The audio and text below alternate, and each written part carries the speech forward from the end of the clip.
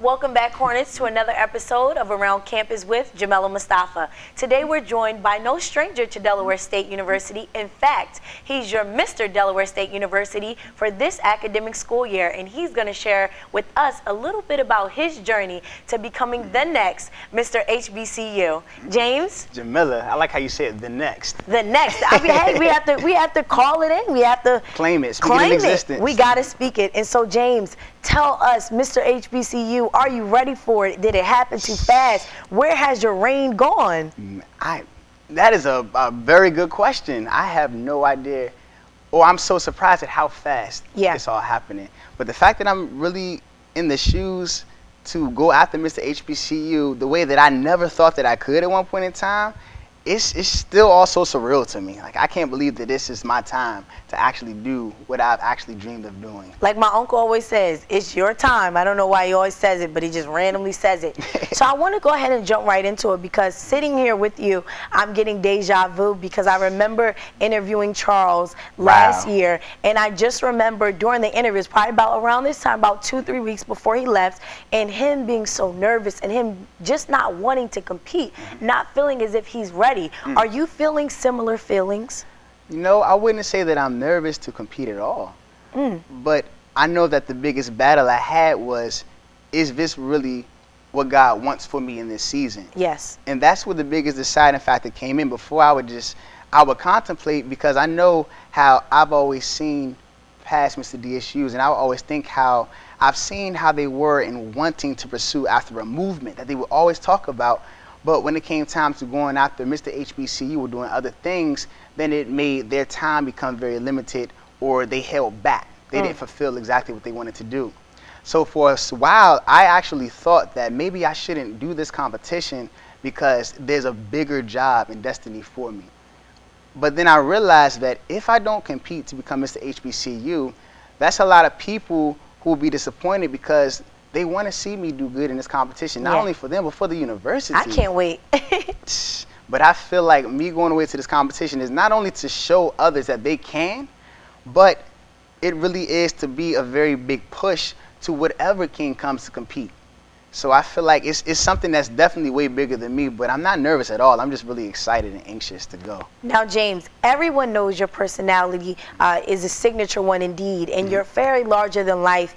Outside of winning, hopefully, for Delaware State University, what do you most look forward to gaining from this particular experience? I look forward to gaining a challenge intellectually. That's the biggest thing, because one thing I love is being able to surround myself with other intellectual brothers who can push you to that next level. Yes. And that's one thing I love. I remember earlier you mentioned how a lot of people misconstrue pageants to be just about beauty. Yes. Well, clearly not beauty, more handsome, but it's so much more. It's intellectual. You're actually promoting the prosperity and the growth of HBCUs, just the power that's behind them, just the history behind it. And it really does take you out of who you are to realize exactly who you were made to be. So this competition is so much more than just competing. Oh my gosh, your excitement is pouring out your pores. I can see it. I'm getting excited just sitting here with you. Tell us a little bit about the components that are comprised within this competition. What are you going to be doing? Is it the same as when you competed for Mr. DSU, or have they changed up a few things? It's the same to an extent, but on a completely different caliber. We have an oratory.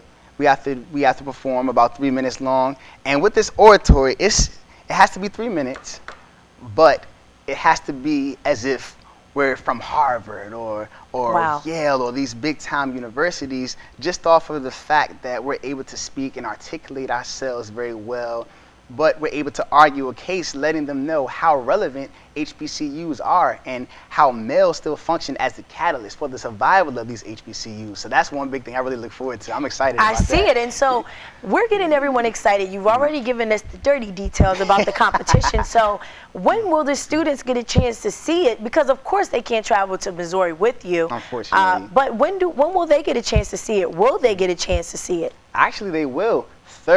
This Thursday coming up, the 29th. If the students really want to see some of what I'm going to perform when it comes time to the competition, you come out to the Royal Families event, the Hornets Choice Awards, and that's what I'll be previewing, just a sneak peek of what I'm going to do in Missouri. Well, we're so excited. And what are the dates for your competition again? February the 4th through the 8th. Wow, we're so excited. Now, for all those people, what is the best way people can support you? I remember when I was at my competition, I know you know, I remember I turned off my phone.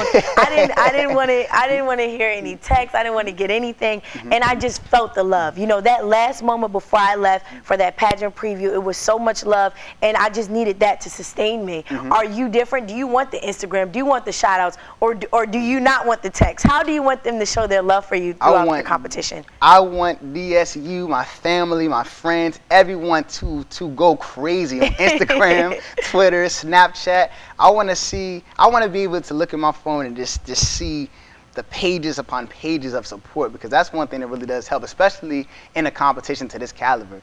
And if you can, on Instagram, of course, you know that my name is @Strive, the number 4, and greater. Don't hesitate to hashtag me in any kind of thing you do just to support the university as well as myself in the competition, because it really is going to be a great time. Well, I look forward to seeing what you have to do on Thursday. So Hornets, there you have it, this Thursday on January the 29th. That's right. In the MLK Parlors at 7 p.m. You can come to the Choice Awards as well, see James. And don't forget, send him so much love. So see you later, Hornets. Thank you.